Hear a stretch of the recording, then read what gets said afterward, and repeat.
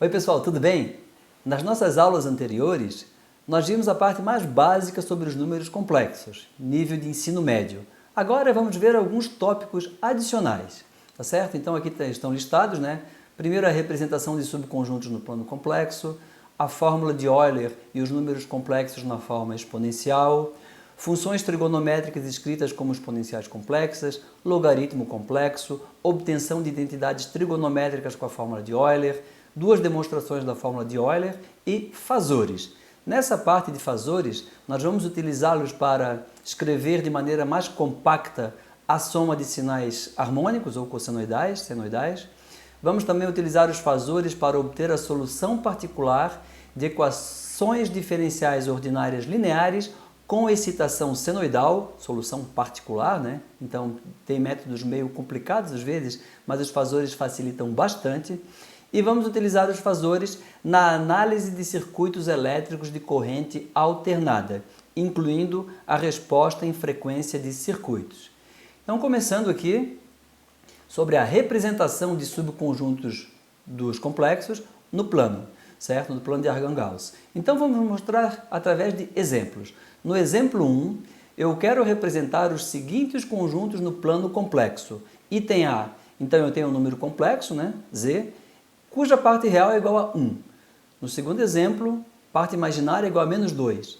Terceiro exemplo, número complexo cujo ângulo, argumento, é 45 graus. Depois, número complexo cujo módulo é igual a 3. E, por fim, número complexo, quando subtraído de 1, o módulo resulta em 2. Tá certo? Começando então, eu estou ilustrando aqui o plano complexo, né? Então, de maneira geral, o número complexo pode ser representado pela forma retangular x mais yi, x é a parte real, y é a parte imaginária, ou também na forma trigonométrica, notação simplificada, módulo de z com ângulo θ. Então, no item A, esse conjunto, subconjunto A aqui, eu quero os números, a região do plano que corresponde aos números complexos cuja parte real é igual a 1, ou seja, x igual a 1. Imaginando isso como sendo o plano cartesiano, o eixo horizontal é o eixo x, o eixo vertical é o eixo y. Ora, o que significa a reta x igual a 1? É essa reta aqui, certo? Então, todos os pontos que pertencem a essa reta são números complexos que têm parte real igual a 1, independentemente da parte imaginária, que pode ser positiva, negativa ou nula, indiferente. Então está representado o nosso primeiro subconjunto no plano complexo. O item B. Bom, parte imaginária igual a menos 2. Então eu tenho um número complexo cuja parte imaginária y é igual a menos 2. Então eu vou desenhar aqui no plano complexo, que é o plano cartesiano, a reta y igual a menos 2. Aqui está. Todos os pontos que pertencem a essa reta representam números complexos cuja parte imaginária vale menos 2, independentemente da parte real. No item C, eu tenho um número complexo cujo argumento, ângulo, é 45 graus, independentemente do módulo. Então aqui está a região do plano. Qualquer número complexo que seja representado por um ponto em cima dessa reta aqui em verde, ele tem ângulo de 45 graus, independentemente da sua distância à origem, ou seja, independentemente do seu módulo. O item D é um pouquinho mais interessante, tá? Eu tenho número complexo cujo módulo é igual a 3, independentemente do ângulo. Então, o módulo de um número complexo é a parte real ao quadrado mais a parte imaginária ao quadrado. E eu estou dizendo que esse módulo é igual a 3.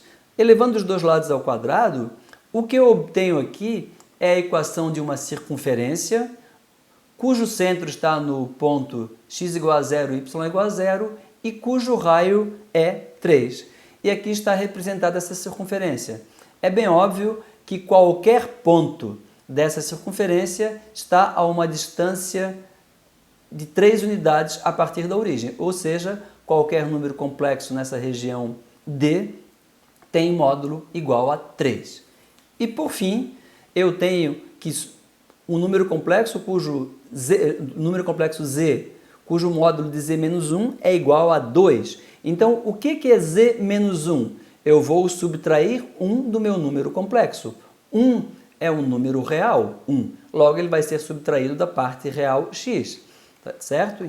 Então, z menos 1 é x menos 1 mais y, a parte imaginária ficou inalterada, certo? Eu quero o módulo disso, e o módulo disso é igual a 2. Ora, o módulo é a parte real ao quadrado mais a parte imaginária ao quadrado, raiz quadrada. Aqui está. Isso é o módulo. Elevando os dois lados ao quadrado, mais uma vez eu obtive a equação de uma circunferência. Nesse caso, é uma circunferência cujo centro está no ponto x igual a 1 e y igual a 0 e cujo raio vale 2. E aqui está essa circunferência. Então, aqui o centro está nesse pontinho aqui. Esse pontinho aqui é x igual a 1, y igual a 0. E a distância a partir desse ponto para qualquer direção é sempre igual a 2. Então, bastante simples, certo? Vamos ver mais um exemplo, então.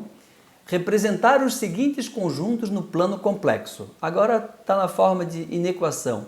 Eu tenho um número complexo z, cuja parte real está entre 1 e 3. A parte real é maior ou igual a 1, mas é menor do que 3. E no segundo exemplo, um número complexo que, quando somado a 1, o módulo resulta em um valor menor ou igual a 2. Então, vamos lá.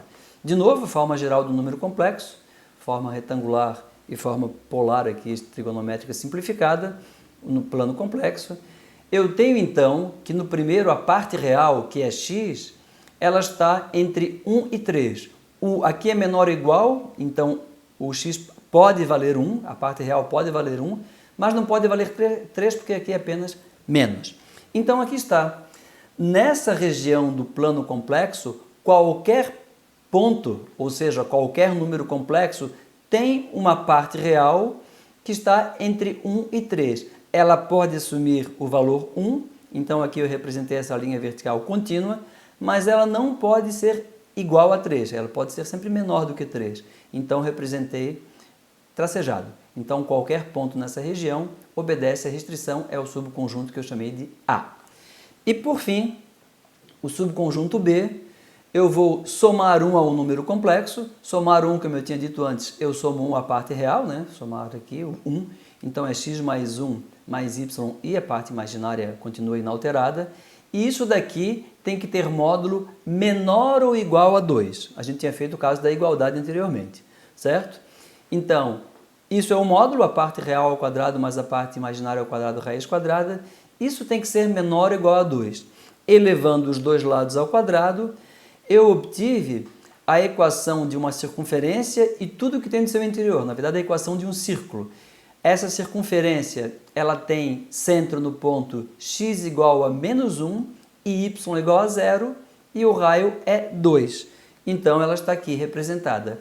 Qualquer ponto nessa região pintada em azul, cada ponto representa um número complexo, tá? Ele obedece a essa equação, é uma inequação, significa dizer que qualquer ponto dentro dessa região, quando somado a 1 e tirando o módulo vai ser menor ou igual a 2. Como tem igual, eu coloquei o limite aqui, que corresponde à circunferência, com azul contínuo. Se fosse aqui apenas menor, esse azul aqui seria tracejado. Tá bom? Então, esse foi o nosso primeiro tópico suplementar. A partir da próxima aula, a gente vai falar de uma equação bastante importante em matemática, que é a fórmula de Euler. Tá bom, pessoal? Até lá então!